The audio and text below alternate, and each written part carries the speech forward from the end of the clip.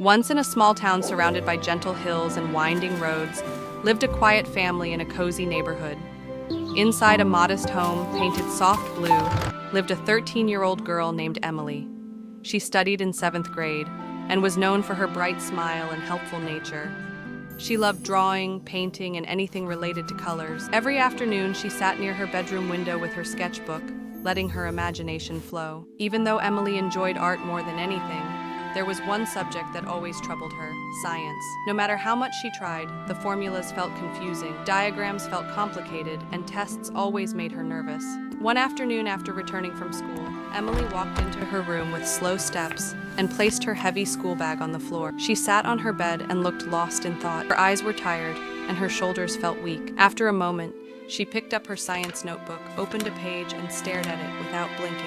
A soft sigh escaped her lips. She closed the book and leaned back against the pillows with a troubled expression.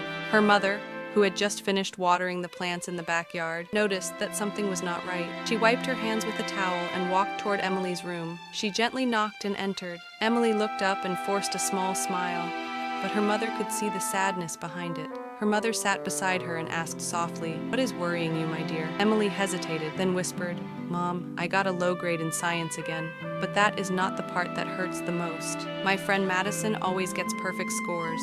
She understands everything quickly, and I feel stupid in comparison. No matter how hard I try, I cannot do it as she does." Hearing this, her mother took a deep breath, looked outside the window for a moment, and then smiled warmly. She gently held Emily's hand and said, "I think it is time for us to learn something important.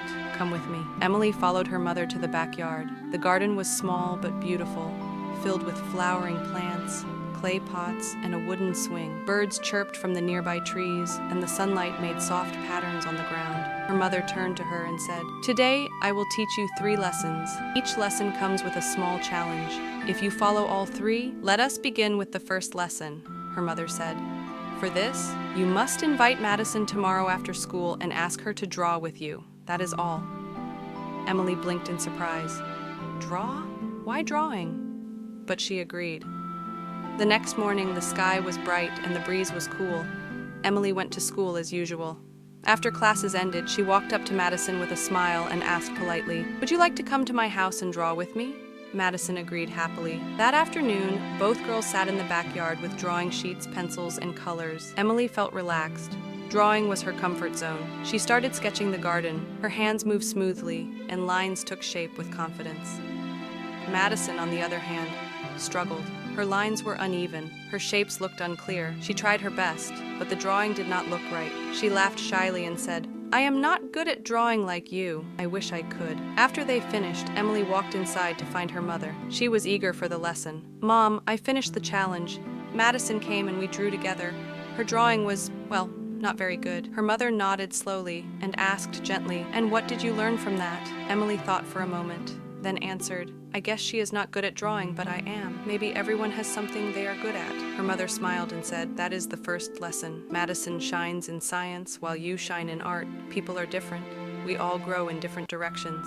Never compare yourself to someone whose strength lies somewhere else." Emily felt warmth fill her chest. The realization touched her deeply, but her curiosity grew again.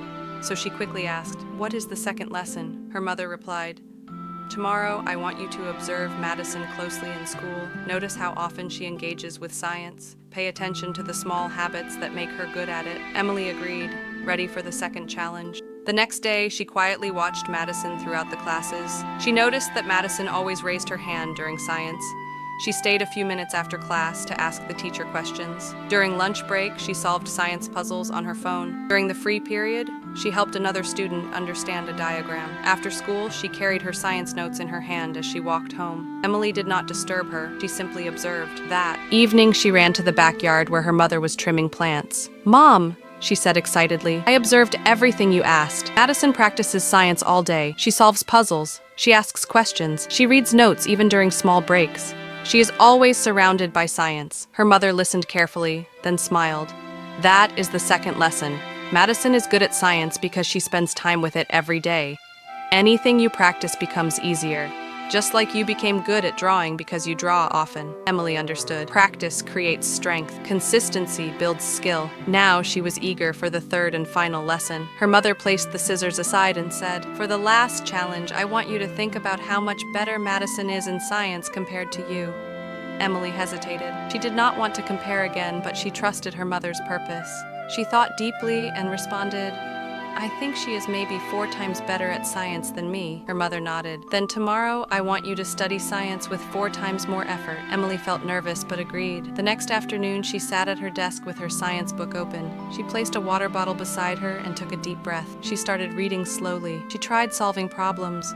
She watched a science video. She practiced diagrams. She pushed herself beyond her normal routine. After an intense hour, she rested, but remembered her promise and continued again. Her head started hurting a little, but she kept going. She tried focusing for as long as she could. Finally, exhaustion overwhelmed her. Her eyes closed on their own, and she fell asleep on her book without realizing it. A gentle tap woke her up. It was her mother. "Wake up, my dear. Dinner is ready. Join me in the garden afterward." Emily followed her mother outside with a guilty expression. "Mom, I am sorry. I could not complete the challenge. I studied a lot, but it was so tiring. My head hurt and I fell asleep." Her mother stroked her hair softly and said, "And that is exactly the point of the third lesson. When you try to master something you do not enjoy, it becomes very difficult to stay disciplined. When your heart is not in it, the effort feels heavy. But when you do what you love, consistency feels natural." Emily listened quietly, absorbing every word. Her mother sat beside her on the wooden swing and added, "If you want to become excellent, you must either choose something you love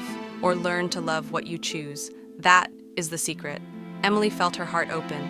These lessons changed the way she saw herself. Her mother continued, "Before we end, I want you to learn a new English word. The word is patience. It means giving yourself time to grow without rushing or comparing yourself to others." Emily repeated softly, "Patience. Yes, that is what I need." Her mother smiled. "Exactly. With patience, practice, and self-belief, there is nothing you cannot do. You do not need to be like Madison." Emily hugged her mother tightly. Warmth filled her heart. She knew she would remember these lessons forever. Today we learned new words and lessons through this story. Always remember that learning becomes easier when you practice consistently and enjoy the process. Thank you for watching, and see you in the next story where we will continue learning together.